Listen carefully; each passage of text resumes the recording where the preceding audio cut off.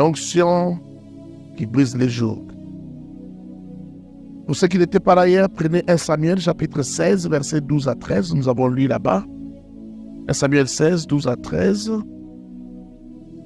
Isaïe l'envoya chercher. Or, il était blond avec des beaux yeux et une belle figure. L'Éternel dit à Samuel, « Lève-toi, oins-le, car c'est lui. » Samuel prit la corne d'huile et l'oignit au milieu de ses frères. L'Esprit de l'Éternel saisit David à partir de ce jour et dans la suite. Samuel s'éleva et s'en alla à Rama. Nous avons lu aussi 1 Samuel chapitre 17, du verset 24 à 27, du verset 31 à 37. Tu pourras lire même à la maison. Et nous avions dit que le joug a comme synonyme l'asservissement, la domination, le carcan, la dépendance, la domination, l'esclavage, l'oppression, la servitude. Quand tu te retrouves dans toutes ces situations-là, c'est un joug. Et l'onction brise les jougs. Et nous avions dit beaucoup de choses. J'ai même défini l'onction. Alors ce soir, j'ai amené ces livrets-là que j'ai écrits en 2010. Je l'ai retrouvé dans mes affaires. Et j'aimerais te lire ce que j'ai dit sur l'onction rapidement. J'ai dit que l'onction, c'est à la fois le fait de oindre quelqu'un, mais aussi c'est que l'onction, c'est que l'action de oindre transmet. L'onction est le Saint-Esprit lui-même à la lumière des Écritures. Je le disais hier. Lorsque le Saint-Esprit s'empare de quelqu'un pour se servir de lui comme un canal d'action, cette personne est ointe du Saint-Esprit. Et les manifestations surnaturelles de toutes sortes deviennent possibles. Il reçoit le Saint-Esprit qui travaille en lui en dégageant une puissance surnaturelle. Dans l'Ancienne Alliance, l'onction se faisait par l'huile exclusivement. Mais aujourd'hui, sans huile, le Saint-Esprit lui-même, comme huile, se déverse sur la personne. Le Saint-Esprit est l'onction véritable. Et c'est la divinité dans l'homme et non une simple puissance. Il n'y a en effet qu'une personne qui peut enseigner et non une force ou une puissance. Le Saint-Esprit est une personne. Le Saint-Esprit, c'est Dieu. L'Esprit de Dieu est celui, l'onction véritable, qui enseigne. Car il enseigne. Jean chapitre 14, verset 26 dit, « Mais le consolateur, le Saint-Esprit, que le Père enverra en mon nom, c'est lui qui vous enseignera toutes choses et vous rappellera tout ce que moi je vous ai. »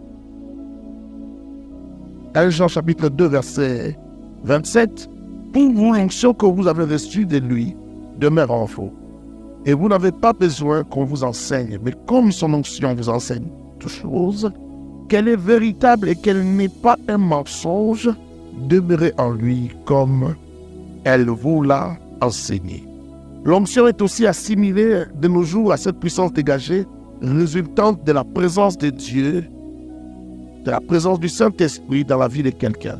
C'est cette capacité surnaturelle qu'accorde le Saint-Esprit pour réaliser des exploits, des opérations de toutes sortes. Elle accomplit des guérisons. Elle réalise des miracles, des prophéties, transforme des vies, suscite la foi, produit des changements, fait trembler les diables, guérit les blessures, forge les caractères, transmet la joie, permet de triompher de l'adversité, nous rend l'espoir, déclenche la puissance divine, amène à l'existence des choses qui ne sont pas, détruit les prisons du diable, qui nous retiennent et garantit notre avenir éternel. Non, nous ne pouvons pas vivre sans elle. Nous ne pouvons pas vivre sans l'onction du Saint-Esprit. Amen. Alors, dans ce texte de Samuel, nous étions en train de voir combien pendant 40 jours, il tremblait devant ce Goliath, cet homme de Goliath, qui avait plus de 3 mètres et demi, qui les terrorisait pendant 40 ans. Il se sentait déjà esclave des Philistins, parce que cet homme avait pris le dessus, était en train de dominer sur eux, était en train de leur démontrer qu'il y avait un joug qui s'est refermé sur eux. Et tout le monde tremblait, tout le monde se sentait déjà asservi, esclave de Philistins. Alors, laisse-moi te parler de certaines choses autour de l'onction et je vais aller terminer. La Bible parle d'être rempli du Saint-Esprit. Ça veut dire qu'on peut être rempli du Saint-Esprit. Le remplissage, la plénitude.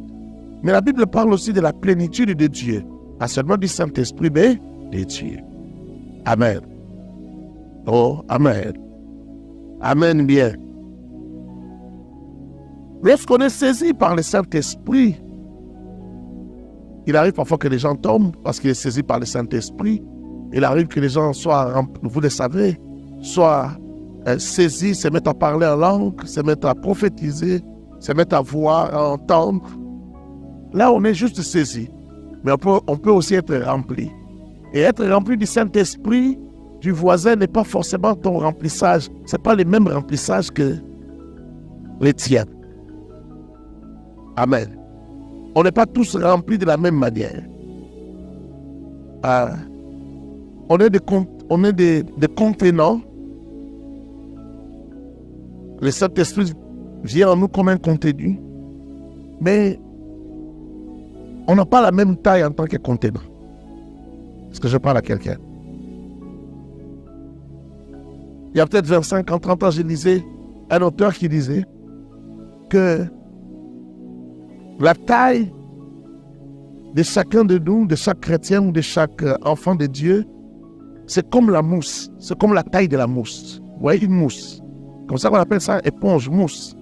La taille de la mousse définit ou détermine la quantité de l'eau qui sera absorbée. Le Saint-Esprit comme l'eau, la taille de la mousse détermine la quantité d'eau qui sera absorbée. Et il y a des gens qui sont de grandes mousses, d'autres sont de petites mousses. Je parle à quelqu'un. Et ce qui fait la taille de la mousse ou la taille du contenant ici, c'est la connaissance qu'on a de Dieu. La connaissance qu'on a de Dieu fait ta taille. Et selon ta taille et ta disponibilité, tu peux être rempli, comme cette mousse-là. Je parle à quelqu'un. Quand on prend une mousse entière pour un lit, par exemple, de 2 mètres sur 2, on la remplit d'eau, et puis après, on vient presser. L'eau qui va sortir de cette mousse, ça ne sera pas la même quantité qu'un morceau de mousse qu'on peut prendre dans une main, qu'on remplit d'eau et que l'on presse après. Ça ne sera pas la même quantité. Tu es avec moi? Suis-moi bien. Avec la petite mousse, je peux presser, je remplis juste un gobelet. Alors qu'avec la grande mousse, là, ça peut être remplir la moitié d'un fût. C'est-à-dire que ça peut faire 100 litres. Est-ce que je parle à quelqu'un? Donc, lorsque nous sommes remplis du Saint-Esprit, nous ne sommes pas remplis de la même manière. Et ce qui fait que parfois les gens tombent, ce n'est pas forcément une onction extraordinaire. Parce qu'il y a un problème de taille ici. On tombe lorsqu'on est débordé.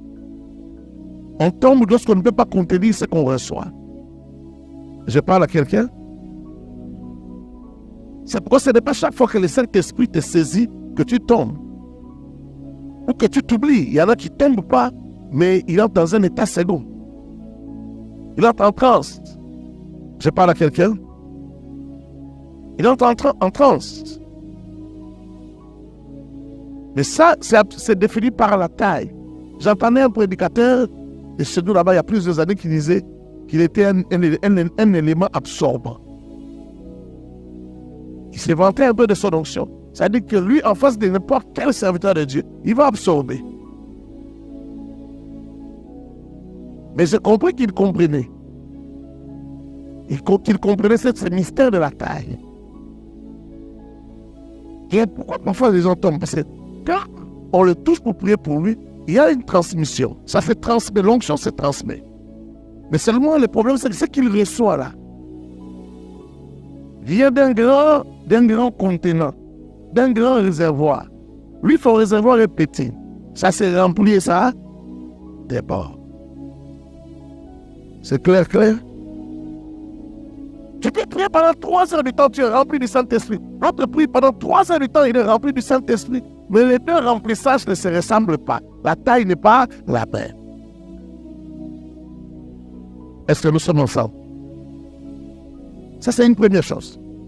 Une autre chose maintenant, vous le savez aussi, c'est que nous n'avons pas les mêmes dons. Chacun, nous avons des dons différents. D'accord? Mais chacun maintenant doit savoir, doit comprendre comment opèrent les dons en lui. Chacun doit apprendre sur la gestion du don qui est en lui. Je donne un exemple. Tu as les dons de guérison. Quand est-ce que ton don atteint sa performance, travaille bien? Souvent, c'est quand tu es rempli du Saint-Esprit, mais pas seulement rempli du Saint-Esprit, mais lorsque tu ajoutes aussi certaines choses, comme les jeûnes, parce qu'il y a certains esprits, il y a certaines guérisons qui sont une délivrance d'esprits mauvais. Or, certains esprits ne partent pas si tu n'as pas jeûné. Alors encore, tu dois savoir à quel moment, quand tu jeûnes, c'est au 40e jour que toute opération devient facile. Je parle à quelqu'un. Il y a beaucoup de gens, parce que tout ça fait briser des jours. Quand tu pries pour un malade qui a été retenu dans la maladie pendant 20 ans, tu viens de briser un jour de 20 ans. Alors que tu apprêtes à côté de toi, à l'église comme à la maison, tu as des problèmes sérieux, tu as les dons, c'est-à-dire tu as l'instrument pour résoudre les problèmes, mais seulement tu n'emmènes pas ton instrument au point de résoudre ce problème-là. Je parle à quelqu'un. C'est quand quelqu'un qui a un téléphone à la maison, il doit avoir un appel ici, pour une conférence très importante, un deal important, une affaire qui pèse des millions, mais il ne recharge pas son téléphone. Si tu recharges ton téléphone, c'est tout ce qu'on te demande. Et les jours vont traîner. Et parfois, ça peut même renverser des générations. C'est venu d'une génération, ça arrive à votre génération. Tu avais les temps pour résoudre les problèmes, mais tu laisses passer. Les années passent vite. Il y a des choses que tu peux être capable de faire, mais tu ne les fais pas et les années passent. C'est pourquoi moi j'ai toujours dit que 2 semaines, c'est peu de temps, mais 2 semaines, c'est beaucoup de temps. Je parle à quelqu'un. Il y a des gens qui ont changé leur vie, qui ont vu leur vie changer, leur ministère changer, juste avec peu de jours. Osborne a commencé à opérer dans les surnaturels, dans des miracles, des bœufs qui disparaissent, des maladies de toutes sortes qui disparaissent, les paralytiques marchent, les aveugles voient, juste après 3 jours de jeûne à sec. 3. 2 semaines, c'est trop. Chez nous, on a eu un fils d'Osborne qui était tellement puissant.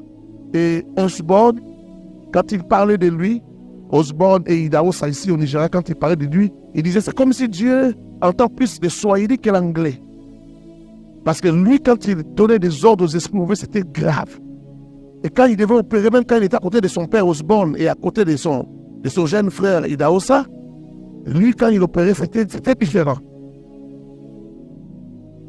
Mais c'est parce que lui, il avait fait 12 jours à sec. Des jeunes. Au nord de l'océan Indien, à Mombasa. Il s'est évanoui, il s'est réveillé, il s'est évanoui, il s'est réveillé jusqu'au 12e jour. Et le 12e jour, le Seigneur lui-même est venu le voir et lui a servi à manger. Il pensait que c'était un rêve. Quand il a mangé ce gâteau-là, ce beignet-là, il a fini, le Seigneur lui a dit, je te donne ce que... Parce qu'il demandait simplement la puissance. Il a dit, il était en face d'un fou. Il voulait faire la délivrance du fou. Le fou lui a dit, toi qui es-tu?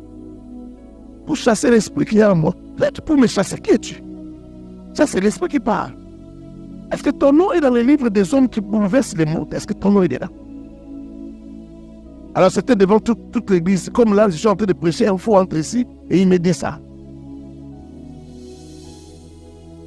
Alors il a arrêté de prêcher. Il est allé. De là, il est parti directement au bord de la mer. Il a dit, je vais rester ici.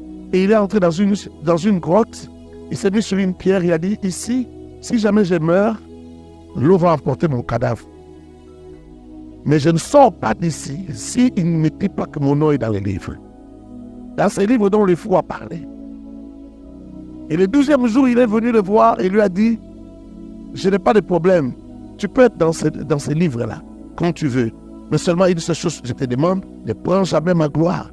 C'est tout ce que je te demande. Ne prends jamais ma gloire. Mais je te vois, tu peux partir. Et il a mangé, il a fini.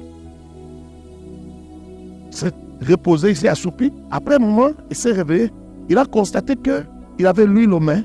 Il avait l'huile sur la chemise blanche qu'il avait. Donc il a compris que ce n'était pas un songe, ce n'était pas un rêve. Le Seigneur était réellement venu là. Et il lui a parlé. Mais si on est de sortir, il n'est pas sorti, il est resté encore 6 jours sans manger en train de glorifier le Seigneur. Donc c'est au 18e jour qu'il se pose la question, qu'est-ce que je fais ici? En fait, il m'avait déjà répondu. Donc il est sorti de là. La première personne qu'il a rencontrée sur la route, la délivrance s'est faite automatiquement. Il n'a pas prié, il n'a pas parlé. Juste la rencontre. Juste l'atmosphère. Et un ministère puissant est né. Un ministère de feu tellement glorieux. Est-ce que je parle à quelqu'un? Est-ce que je parle à quelqu'un? Est-ce que je parle à quelqu'un? On parle bien du Saint-Esprit, n'est-ce pas? Donc tu peux marcher avec le Saint-Esprit. Ça ne dépend pas des titres, pasteur, apôtre, ancien, ça ne dépend pas des titres. Tu peux marcher avec le Saint-Esprit. D'ailleurs, les enfants de Dieu véritables qui aiment Dieu et qui sont humbles n'ont pas besoin de titres. Ce n'est pas les titres qui les intéressent. Mais c'est les services qu'ils peuvent rendre qui les intéressent. Est-ce que je parle à quelqu'un?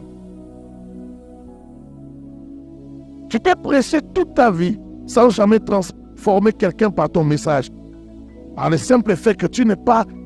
L'onction ne se dégage pas quand tu parles. Parfois, on n'a même pas besoin d'expliquer toute la Bible, même pas 4-5 versets pour que quelqu'un vienne au Seigneur. Juste une phrase peut suffire. Jésus t'aime, ça peut suffire. J'ai déjà vu les gens se convertir juste avec Jésus t'aime. La personne se met à pleurer et donne sa vie à Jésus. Est-ce que je parle à quelqu'un? L'onction brise les choses. Aide-moi à dire à ton voisin, l'onction brise les choses. Regarde notre voisin, dire l'onction brise les choses. Ma prière, c'est que Dieu te remplisse. Ma prière, c'est que tu sois rempli. Et ma prière, c'est aussi que ta plénitude continue à croître. Que ta plénitude ne reste pas la même chaque année. Chaque mois, que ta plénitude continue à grandir. Que tu sais, les récepteurs te grandir. Par ta raboula. Que tu sais, les récepteurs te grandir. Alléluia. Que tu sais, les récepteurs te grandir. La deuxième chose que je voudrais te dire, avant de rentrer dans notre histoire avec David, lorsqu'il s'agit des finances, lorsqu'il s'agit de la faveur qui plane sur une vie, qui accompagne une vie, dans la bénédiction, lorsqu'il s'agit de ces choses-là, les gens sont brisés par la bénédiction de Dieu. Lorsque tu recherches une faveur dans ta vie, tu te poses la question. Comme j'avais dit hier, je me posais la question, pourquoi je m'arrête toujours à ces 2800? Si tu n'étais pas là hier, pose la question à ceux qui étaient là. Pourquoi je m'arrête toujours à $2800? Quand on a ce genre de problème, ces gens-là, c'est pas seulement par la prière, mais aussi par les données. Parce que les données aussi produisent une onction qu'on appelle la bénédiction. Parce que la bénédiction, c'est une onction. C'est une faveur surnaturelle. Ça s'insère dans l'action. Je parle à quelqu'un. C'est une faveur surnaturelle. Il y a des gens à qui certaines choses réussissent facilement. Et ça, on les brise, ces genres de jours-là. Tu manques la faveur, tu manques la bénédiction, on les brise avec les données. La prière accompagnée du donné. Les données. Est-ce que quelqu'un me comprend? Ecclésiaste chapitre 10, verset 22 dit, c'est la bénédiction de l'Éternel qui enrichit. Et il l'a fait sur le docteur du chagrin. Qu'est-ce qui a réussi? La bénédiction n'est pas une richesse, mais la bénédiction enrichit. La bénédiction n'est pas un bien. La bénédiction n'est pas l'argent. La bénédiction, ce n'est pas des maisons. Tu vois, nous avons l'habitude de dire, ah, Dieu m'a béni. Parce que tu as une nouvelle maison. Non, c'est la bénédiction. On peut produire des maisons, de l'argent. Mais la bénédiction elle-même, ce n'est pas l'argent. La bénédiction, c'est plus que cela. Parce que la bénédiction peut produire, peut évoquer, on peut entraîner la longévité. Entre la longévité et l'argent, ce qui est plus important, c'est la longévité, la bonne santé. La bénédiction, c'est plus que l'argent. Mais la bénédiction peut t'enrichir. La bénédiction peut provoquer en toi la prospérité financière. Est-ce que je parle à quelqu'un? Les chrétiens, parfois, ils n'aiment pas qu'on parle surtout les chrétiens très spirituels, ils n'aiment pas qu'on parle de l'argent à l'église. Les gens, quand on parle de l'argent, ils te regardent d'une certaine manière. Pourtant, à longueur de journée, on ne fait que parler et penser à l'argent. Ta Bible dit l'argent répond à tout.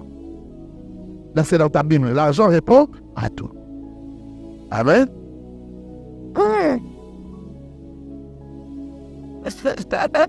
L'argent n'est pas un démon. Mais derrière l'argent, il y a un démon. Je répète, l'argent n'est pas un démon, mais derrière lui, il y a un démon. Tout dépend de quelle attitude tu as devant l'argent.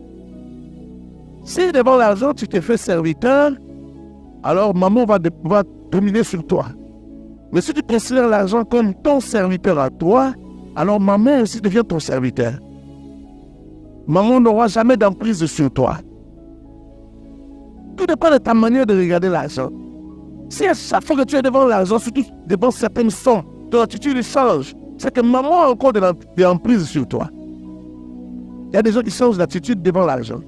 J'ai déjà vu quelqu'un qui transpire devant l'argent. Est-ce que je parle à quelqu'un? Mon propre cousin.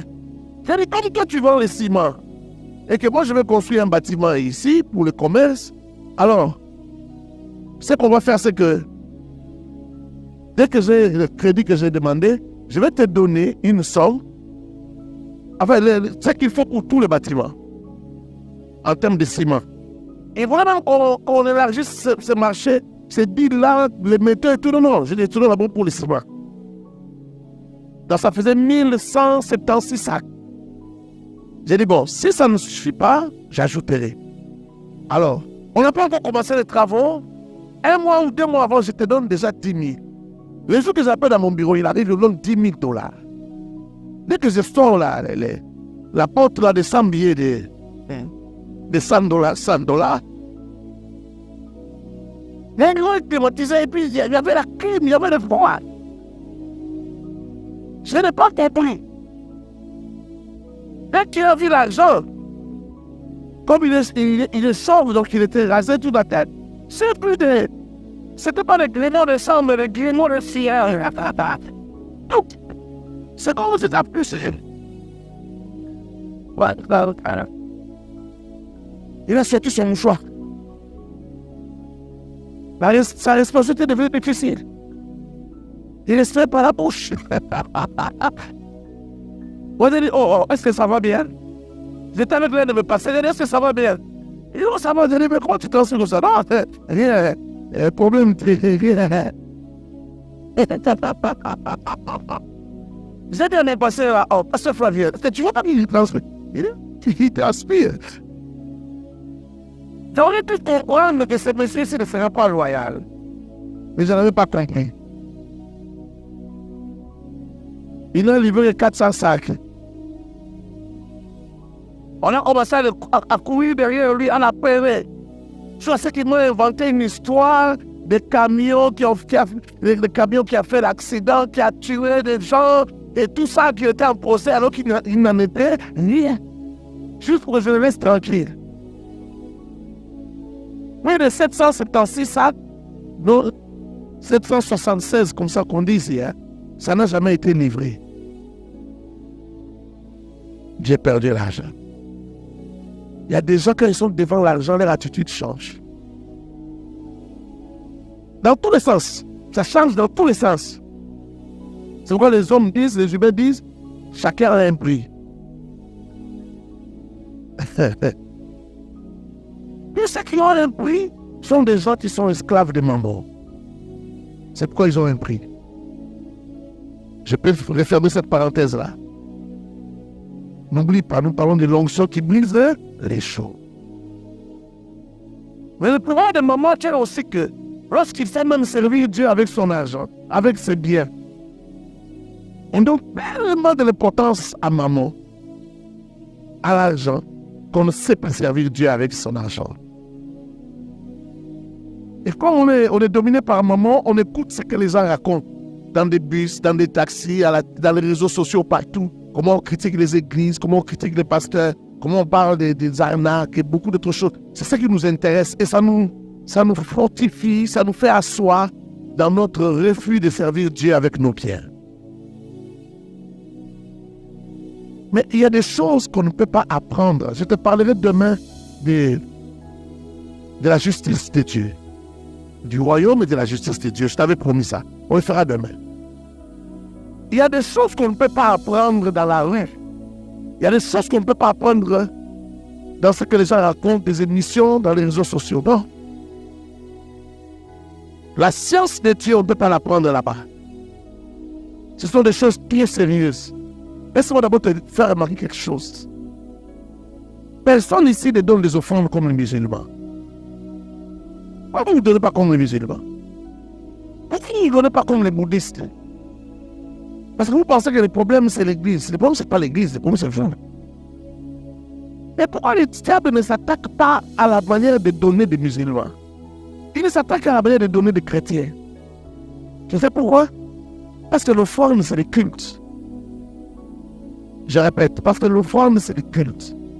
Je répète encore, je suis sûr que tu n'as pas compris. Je dis parce que l'offrande c'est le culte. Dieu a sauvé le monde par l'offrande. En autre mot, Dieu a sauvé le monde par un culte. Et toi, tu dois lui rendre aussi des cultes. Toutes les religions du monde donnent plus que nous. Les francs-maçons donnent plus que toi. Dieu le fait. Les sincères donnent plus que toi. Dieu le fait. Donc quand Dieu te donne la liberté d'esprit, pour que tu entendes l'esprit et que tu laisses exprimer l'esprit, que tu fasses selon que l'esprit te conduit, tu as cru que ça veut dire qu'il ne faut pas donner. Et que tu n'écoutes pas l'esprit. Quand l'esprit te parle, tu n'entends pas et tu refuses.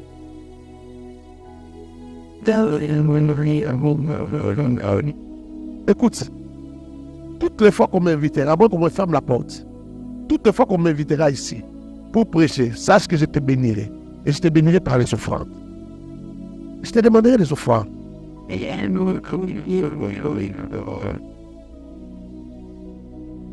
le c'est pas qu'est-ce qu'on fait avec ces offrandes. Il y a toujours des besoins dans les églises. L'évangélisation coûte tellement cher que il n'y a pas un montant que toi tu donneras ici qui va terminer tous les besoins du royaume. Je parle à quelqu'un. Ou un fidèle qui est devenu ministre qui disait à son pasteur, ah non, moi on dit, mais tu payes plus la dîme. Il dit, mais si je paye la dîme ici, c'est trop pour l'église. Donc, ta dîme là, même si tu as travaillé dans les mines, tu as des mines, tu as des concessions minières, ta dîme là, ça va détruire l'église, c'est trop pour l'église. Mais le 90%, les 90% ne te détruisent pas toi toi-même. Mais qu'est-ce que ce n'est pas des pains? Mais qu'est-ce que le 90% ce n'est pas des pains? Et c'est la dîme qui est beaucoup pour toute l'église là. Vous voyez le travail du diable? Est-ce que je parle à quelqu'un? Est-ce que tu vois le travail du diable? On n'a pas voulu fabriquer une bombe atomique dans la langue. Comment vous appelez les taxi-bus là ici? Comment? Les bas? Bacard? Est-ce qu'on peut apprendre à fabriquer une bombe atomique dans les bacs? Tu montes à un arrêt, tu descends à un autre endroit, tu as appris. Il faut aller à l'université. Il faut aller à la faculté de Polytechnique et apprendre un cours qu'on appelle la physique quantique. Il faut apprendre la physique quantique. C'est comme ces choses ici. On n'apprend pas ça dans la rue, dans ce que tu entends. Il faut que tu viennes à l'église, que tu t'assoies, qu'on t'enseigne bien. On t'explique pourquoi on donne le forme. Et comment on donne le forme. Est-ce que je parle à quelqu'un? Parce que c'est trop sérieux. Quand le forme a sauvé l'humanité, et ça peut être des blagues, moi les autres ne blaguent pas avec. J'ai suivi un jour quelqu'un de loge qui disait à la télé, ça remonte peut-être à 18 ans, 19 ans, qui disait, vous voyez les gens, il dit, moi je suis le chef d'une organisation spirituelle. C'est comme ça qu'il se présente à la télé. Et il dit, vous voyez, la plupart des chefs d'État africains, même sur d'autres cieux, ce sont des gens qui, lorsqu'ils étaient enfants, ils avaient 9 ans, 10 ans, leurs parents donnaient des offrandes, beaucoup d'offrandes dans des organisations comme les nôtres. C'est comme ça que leurs enfants sont devenus des présidents plus tard. Je me suis levé de ma chaise, je commençais à parler en langue. Je ne sais pas que si enseigne-moi les choses qui nous concernent. Mais nous ne comprenons pas ces choses. Les chrétiens dans nos églises ne comprennent pas ces choses.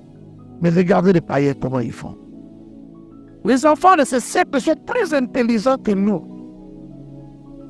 Est-ce que je parle à quelqu'un? Il y a des gens qui sont biaisés par mes données. Et c'est ça que j'ai fait. Je t'ai parlé de ça hier. J'ai vu 9 000 entrées. J'ai continué. J'ai continué jusqu'à ce jour où j'ai vu 100 000 $. J'ai dit, ah oui. Mais une autre fois, je voulais vendre ma maison pour acheter une autre. Acheter quelque chose pour acheter une autre. Et ça a pris plus de 2 ans. Plus de 2 ans. Même 3 ans. Je me suis dit, oh, est-ce que c'est 300 000 $ qui posent un problème peut-être? Est-ce que je parle à quelqu'un? Il faut s'assurer qu'il n'y a pas de chiffres, il n'y a pas de plafond de chiffres dans ta vie. Parce que les provisions de Dieu par rapport à ta destinée, ça peut être tellement grand. Elles peuvent être très grandes, les provisions de Dieu. Est-ce que je parle à quelqu'un? Et je suis passé, j'ai dépassé ce cap-là. Il faut s'assurer que tu peux dépasser. Mais c'est en priant, en jeûnant, en veillant. Tu te réveilles la nuit, tu pries. Parce qu'il y a des portes qu'il faut conquérir la nuit. Mais quand tu vas conquérir ces portes-là, assure-toi que tu donnes des offrandes en ordre et en désordre.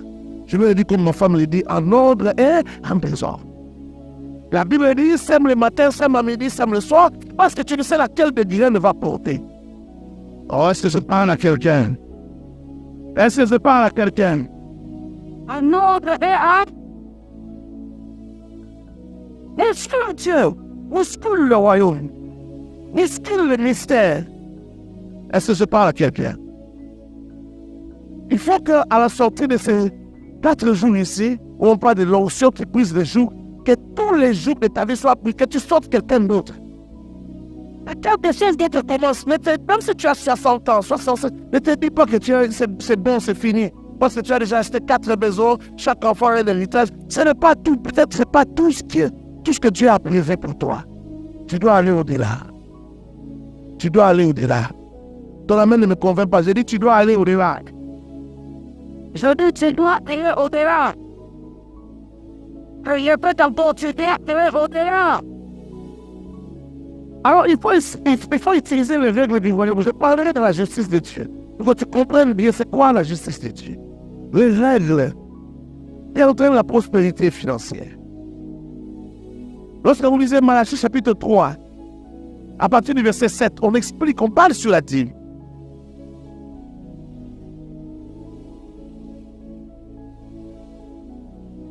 Je vais juste effleurer, j'en parlerai mieux demain. Ou les gens qui se posent la question, est-ce que c'est la dîme, c'est l'Ancien Testament, c'est le Nouveau Testament, tout ça. J'en parlerai, je t'expliquerai demain. Mais ici, je veux simplement que tu comprennes la logique qu'il y a.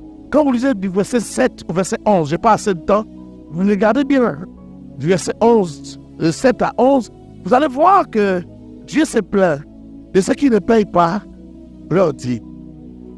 Il dit, revenez à moi, je reviendrai à vous, dit l'Éternel des armées. Il dit, en quoi devons-nous revenir? Verset 8. Et non, trompe-t-il Dieu? Dieu parle de tromper. Quand vous me trompez et vous dites, en quoi t'avons-nous trompé? Dans les dîmes et les offrandes. Voilà. Regardez. Quand quelqu'un trompe dans la dîme, il peut savoir parce que c'est 10%. Mais comment est-ce qu'un homme peut tromper dans les offrandes? C'est-à-dire que tu as des talents, hein? Tu penses que ce que tu as donné là, c'est une offrande, mais Dieu considère que tu as trompé. Quand vous lisez dans Deutéronome, l'offrande, c'est selon ce que tu as reçu, la quantité que tu as reçue. Ce que tu donnes doit être proportionnel à la quantité que tu as reçue. C'est comme ça que mon père spirituel me disait, quand tu donnes ta dîme, il y a une autre scène, prends la même scène que tu as payée pour la dîme, donne aussi pour une offrande d'action de grâce. Parce que la dîme est une mesure standard. C'est une mesure que Dieu agrée. Parle à quelqu'un? C'est que tu donnes, mais tu ne sais pas si c'est une mesure que Dieu agrée. Tu donnes un peu par hasard. Ça passe ou ça casse? Parce que tu as gagné 900 000 et tu amènes 1000. Et tu es content la dimanche quand tu viens avec tes 1000 là, tu déposes. Tu t'as tu es content. Tu n'as rien fait. Ça, c'est ce qu'on donne à un mendiant. Ce qu'on donne au mendiant, c'est ce que toi tu donnes à Dieu. C'est que tu vas donner à un policier en passant, je ne sais pas, un gardien, un vigile, c'est ce que toi tu viens donner à Dieu. Et tu crois que tu as donné des offrandes. Chacun de nous doit avoir un seuil d'offrande. Un seuil sous lequel il ne peut pas descendre. Chacun doit se fixer, dit donc, par rapport à ce que tu as fait dans ma vie, par rapport à tout ce que je vois comme grâce dans ma vie, je ne peux pas descendre en dessous de 20 000. Je ne peux pas descendre en dessous de 10 000. Chacun doit avoir son montant. Ton montant n'est pas le montant de ton voisin. Je parle à quelqu'un? Est-ce que je parle à quelqu'un? Même si quelqu'un se tient ici, par exemple, il dit, bon, on va faire une offrande, que chacun amène 100 000 francs CFA. Frère, il y a des gens qui doivent refuser 100 000 francs CFA. Quand on demande aux autres 100 000, toi-même viens avec tes 500 000. Est-ce que pour moi la logique? Ça peut te donner pareil. Dieu n'a pas fait la même chose pour chacun de nous. Est-ce que vous comprenez ou pas? Alors il dit, vous me trompez dans les dîmes et dans les offrandes. Donc on peut aussi tromper dans les offrandes.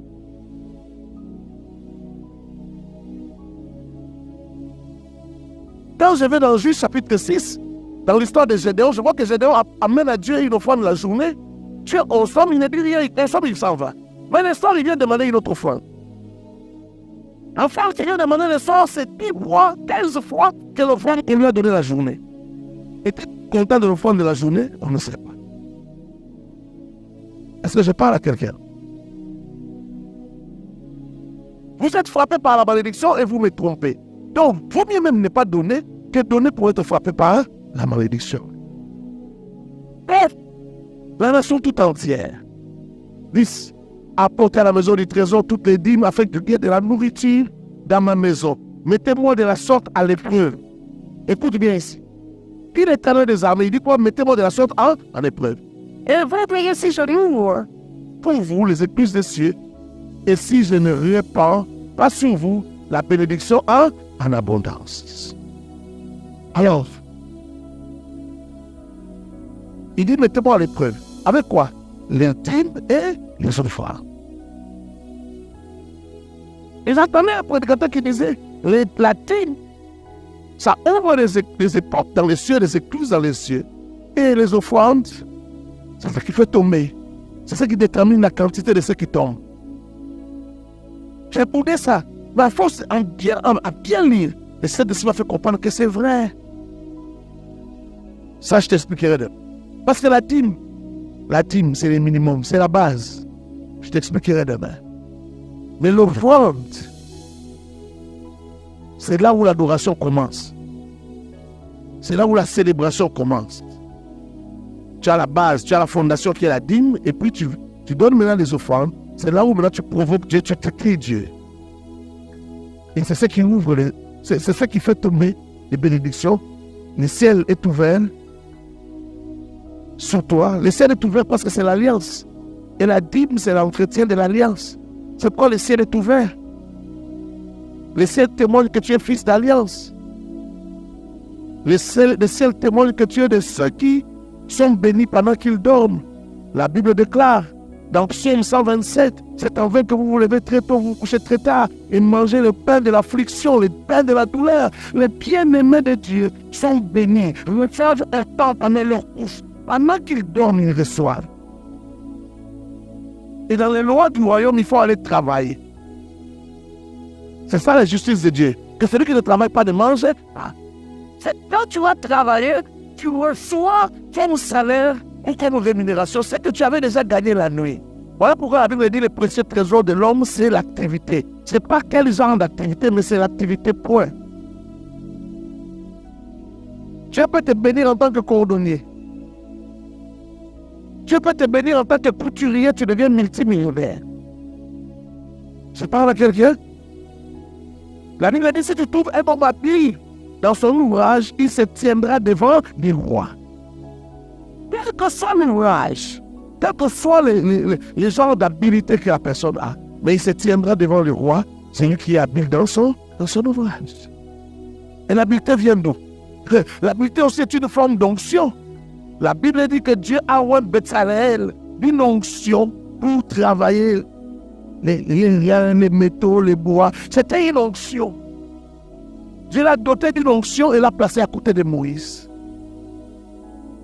Est-ce que je parle à quelqu'un? Est-ce que je parle à quelqu'un? L'onction descend dans la vie d'un homme. Elle peut accomplir beaucoup de choses. Et toutes ces choses que l'onction accomplit, ça bise de jour de pauvreté là-bas, jour de ceci là-bas, jour de la médiocrité là-bas, jour de l'esclavage.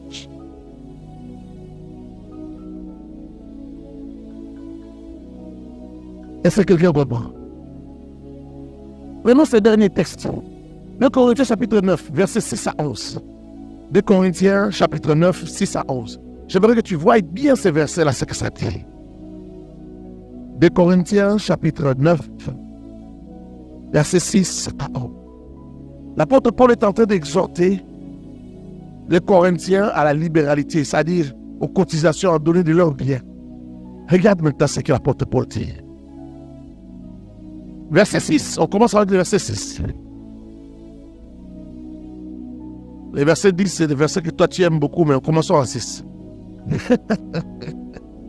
Sachez-le, celui qui sème peu, moissonnera peu. Celui qui sème peu, moissonnera, oui. Même s'aimer peu ou ça dépend de ce que toi tu as reçu. Quelqu'un comprend? Celui se tient devant le trône, les gens viennent donner. Il dit, il arrête tout, il dit, cette femme ici a donné plus que tout le monde. Si il dit, on fait ça ici, ça serait un scandale, mais Jésus l'a fait. Il dit, cette femme a donné plus que vous tous. Pourquoi? Parce qu'elle n'avait que 4 pièces, cette pauvre veuve. Elle a donné 2 pièces. C'est-à-dire, elle a donné la moitié de tous ses biens. Donc, vous qui avez donné des voitures, vous avez donné des maisons, vous avez donné le superflu de ce que vous avez. Donc, on a donné tout ce dont vous n'avez plus besoin. Bon, ce qui ne vous coûte rien. Quand vous donnez, vous ne sentez pas que quelque chose est parti. Je parle à quelqu'un. Normalement, ça, c'est ce qu'on ne doit pas donner à Dieu.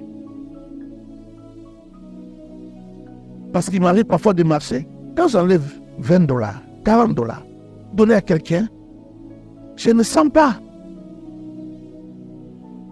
Vous voyez? Chacun à son niveau. Je ne sens pas. C'est pas comme si on m'a acheté quelque chose. Est-ce que c'est ça que je dois donner à Dieu? On doit donner à Dieu ce qu'on sent. C'est-à-dire quand ça part, tu sens comme si quand même quelque chose a été amputé. Mais enfin. Alors, tu as une boutique à côté d'un franc-maçon. Toi, tu veux vendre plus que lui. Mais lui a donné des enfants. Il a donné des fœtus de jeunes filles qu'il engrosse partout, passer par là. Mais toi, tu veux vendre plus que lui.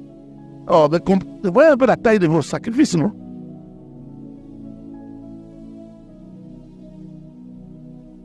Est-ce que je parle à quelqu'un? Je sais ce que tu vas me dire, mais nous, Jésus a déjà payé. Jésus a payé tout ce que tu ajoutes dessus, ça compte. Non, tu n'as pas donné la main. J'ai dit, Jésus a déjà payé, mais tout ce que tu ajoutes dessus, ça fait voir, ça aide. Les frères de Jésus ne scrivent pas tes offrandes. Lis la Bible. Il demande aux gens de donner. Et on dit que s'ils sèment, ils moissonneront. Ils sèment abondamment, ils moissonneront abondamment. C'est le Nouveau Testament ou l'Ancien. 7. Sachez-le. Ok. 7. Que chacun donne comme il a résolu en son cœur.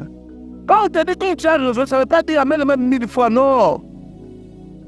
Ça veut dire réfléchis. Regarde ce que tu as réussi. Regarde ce que Dieu a fait dans ta vie. Toi-même, prends une résolution. Mais fais-le de manière intelligente. Clair ou pas clair?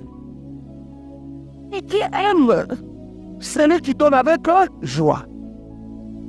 Tu dois le faire bien, mais sans contrainte ni tristesse. Oui. Et puis, le petit centre de grâce afin que précédant tes jours, en toute chose, c'est-à-dire Dieu doit vous donner, si vous donnez bien. Si la prétention est bonne, Dieu peut vous combler de toute sorte de grâce. Afin que, précédant tes jours, en toutes choses, de quoi satisfaire à vos besoins. Ce n'est pas la prospérité, ça? Si vous possédez toujours de quoi satisfaire à tous vos besoins, pas une partie des besoins, tous vos besoins, ce n'est pas la prospérité. C'est même l'indépendance financière. C'est-à-dire, tu es à un niveau où tu ne dépends plus d'un salaire, tu ne dépends plus de rien. Tu peux même arrêter de tout faire, juste tes business, ton argent tourne, ton argent travaille pour toi. Et ton argent produit encore de l'argent. Je parle à quelqu'un. Mais comment satisfaire à tous tes besoins? Essayez encore en abondance pour toute mon œuvre. C'est-à-dire que vous avez ce qu'il faut pour satisfaire à tous vos besoins et vous en avez encore pour l'œuvre de Dieu. Pour soutenir l'évangélisation, les croisades, acheter les terrains de l'église, construire un bâtiment. Tel jour tu vas construire, Dieu t'a béni. Tu construis ta maison. Tel jour tu vas construire une maison pour l'église. Tu vois, tu achètes un terrain, tu appelles l'architecte, on te conçoit une maquette, tu construis, tu viens seulement remettre au pasteur les clés. Papa, est-ce que vous pouvez envoyer un pasteur là-bas? Merci. Est-ce que vous pouvez envoyer quelqu'un là-bas, dans tel quartier? Maintenant, on a une parcelle. Tu vas le faire? Si tu vas le faire seul, mettez-vous même à deux. Mettez-vous même à deux. C'est que non, moi et mon frère ici, on est capable. À deux, on peut faire ça.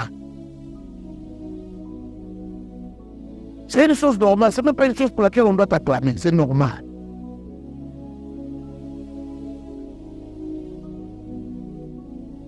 Que Dieu brise ces jours-là. Que ce Dieu brise les jours de l'avarice qui est en toi là. C'est un jour aussi l'avarice. Parce que c'est sûr qu'on a ta tête de repérer. C'est sûr qu'on a ta tête de gagner. C'est sûr qu'on a ta tête de devenir un membre de TDA pour revenir.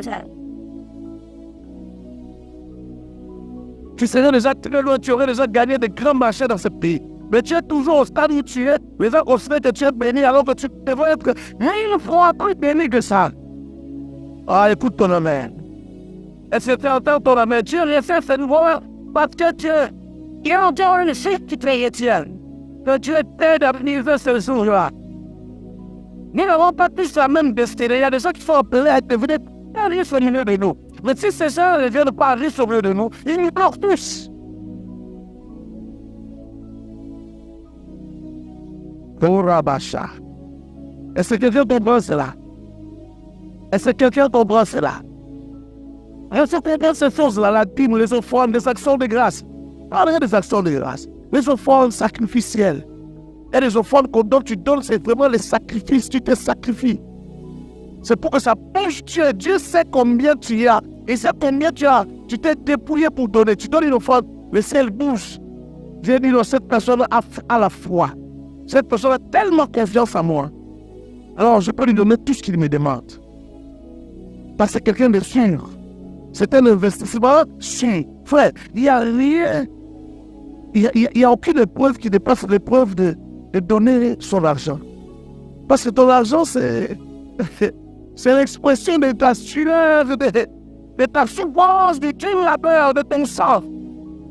La Bible dit, tu aimeras l'Éternel de toute ta force, de toute ton âme et de toutes tes pensées. L'âme, la sueur, les pensées, la force, tout ça s'exprime dans l'argent. C'est enfermé dans l'argent. Tu aimeras l'Éternel ton Dieu. Dieu te dit ça parce qu'il sait que c'est difficile que tu donnes de toutes tes âmes, de toute ta force et de toutes tes pensées. Là où tu as réfléchi beaucoup de mathématiques, là, tu as fait des calculs de macroéconomie, tout ce que ça produit comme argent, là, on dit, voilà. Et donne à Dieu. C'est une grande épreuve. Mais si tu réussis à cette épreuve-là, il y a deux choses. Tu as vaincu l'esprit de maman, et puis deuxièmement, tu as convaincu Dieu qu'il peut te faire confiance. C'est pourquoi il dit à Abraham, aide à ton fils, celui que tu aimes beaucoup. Ton unique, celui que tu aimes beaucoup, Isaac. Et quand il a fait ça, il a dit, aujourd'hui j'ai vu que tu m'aimes. J'ai vu que tu crois en moi. Parce que là, aimer, voir, ça veut dire la même chose. Tu crois en moi, tu m'aimes, tu me fais confiance. Tout ça, ça veut dire la même chose en ce moment, à ce niveau-là. Aujourd'hui, tu m'as convaincu, Abraham. Je suis convaincu. Maintenant, toutes les promesses, tout ce que j'étais promis, ça peut se réaliser, il n'y a plus de problème. Avant, il avait juste fait des promesses. Maintenant, il jure. Il dit, je jure par moi-même. Parce qu'on ne jure que par celui qui est plus élevé. Comme il n'y a personne qui est plus élevé que lui, il n'y a personne au-dessus de lui, il dit, je jure par moi-même. Et je ferai telle chose, telle chose, telle chose, telle autre chose. Et tu n'es pas arrivé à ce stade-là s'il ne te fait pas passer d'abord par cette épreuve-là. J'ai compris que dans ma vie, parfois, certaines choses, il ne faut pas attendre que Dieu vienne te demander. Si tu as compris toi-même, tu peux devancer Dieu. Parce que tu sais que de toutes les manières, un jour, il va te demander. Est-ce que je parle à quelqu'un? Est-ce que tu l'aimes? Écoute la suite. Tout soit de grâce pour toute bonne œuvre, voilà. Selon qu'il est écrit, il a fait de largesse, il a donné aux indigents. Sa justice subsiste à jamais. On lui parle de quoi? La justice. Il a donné aux indigents. Il a fait de largesse. Tout ça, c'est dans le cadre de sa justice. Quand tu donnes là, c'est dans le cadre de pas. Tu vas dire, je suis juste. Tu es juste que tu ne respectes pas les règles. Tu n'es pas juste. Si tu es frappeur de monnaie, c'est-à-dire que tu fabriques la monnaie dans ta maison, on vient t'arrêter par la justice ivoirienne. Tu dis, je suis juste. Tu es juste. Tu n'as pas respecté les lois. Quelqu'un a compris? Prenons le verset 10. Verset 10, rapidement. Le verset que le frère aime beaucoup. Voilà. Celui qui finit la semence est semeur. Mais quand il te donne, dans ce qu'il te donne là, il y a la semence. Tout ce n'est pas pour toi, il y a la semence.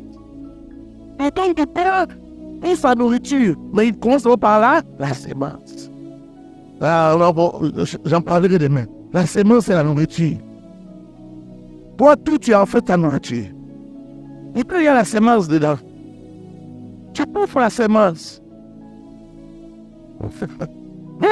Et puis, refinira et voilà, tu pliera là, la semence. Non, ça faut qu'il te donnera. La semence se multiplie. Tu montes en richesse. La semence aussi se multiplie. La semence n'est diminue pas. La semence fait quoi? Augmente. C'est pourquoi tu as 900 000, tu peux donner 1000, toujours 1000 que tu as toujours donné. La semence aussi a augmenté. Et ça ne l'est pas. Et tu donnes la semence.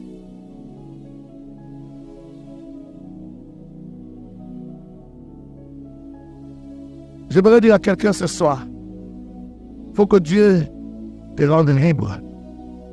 Il faut que l'onction te rende libre. Que l'onction te rende libre. Que tu sois libre pour le Seigneur. Parce qu'il y a de grandes choses devant toi. Il y a de grandes choses que vous devez accomplir. Dans cette église, il y a de grandes choses que vous devez accomplir. Dieu vous a déjà béni. Mais avant de vous servir de votre bénédiction, vous servir Dieu. Votre pasteur, dès le premier jour que j'ai parlé avec lui au téléphone, j'ai senti qu'il avait une belle âme. de sentir que j'étais en face d'un enfant de Dieu. Tu dis Amen, hein? Mais vous aimez des gens comme ça, vous essayez de jouer des gens comme ça, qui ont de belles âmes. Vous dites, c'est une grâce que Dieu vous a faite. Vous aimez profiter des autres qui ont de belles âmes. Au lieu de profiter, au lieu de vous servir de cette grâce pour servir Dieu, pour faire de grandes leçons spirituelles. Bon, quand je vous regarde, je ne vois pas seulement je ne vois pas le nombre qu'il y a ici. Je ne vois pas cette taille ici. Je vois une grande église. Je vois une grande église. Et c'est de certains jours de temps que vous puissiez comprendre. Je vous ai dit, les plus grands jours, c'est l'ignorance. Je vous l'ai dit hier. Les plus grands jours, c'est l'ignorance. Vous êtes une très bonne église. Une église de gens qui craignent Dieu. Dieu vous a donné des modèles qui aiment Dieu, qui craignent Dieu. Qu'est-ce que vous cherchez? De quoi avez-vous encore besoin? De quoi avez-vous encore besoin? Ainsi, les fruits de vos libéralités peuvent se multiplier. Des semences peuvent se multiplier. Et votre Père peut se multiplier ici. Est-ce que je parle à quelqu'un? Je répète encore. Ici, votre semence peut se multiplier. Parce qu'il y a des terres qui sont de mauvaises terres. Mais Dieu vous a donné une bonne terre. Ici, vos semences peuvent se multiplier, mais aussi votre Père va se multiplier. Quand on vous dit que c'est une grâce, est-ce que vous comprenez ou pas? Est-ce que vous voyez pas ce qui se passe pas chez les voisins? Vous ne voyez pas? Vous n'entendez pas? Il y a des gens, on dit c'est un serviteur de Dieu, tu l'entends à la radio, à la télé parler, tu dis, oh, c'est un serviteur de Dieu.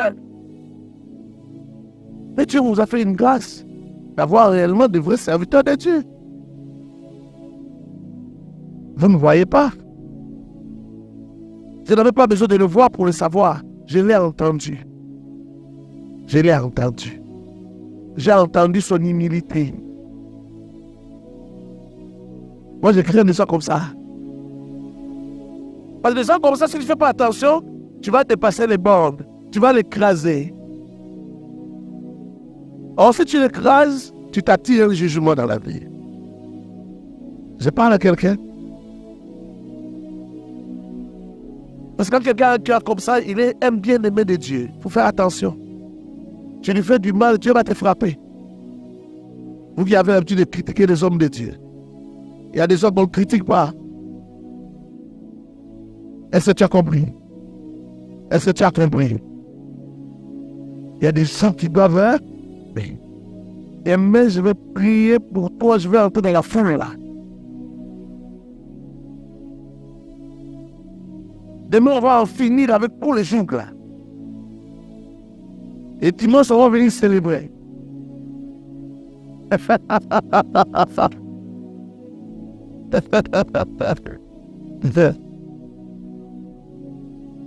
Dieu t'aime.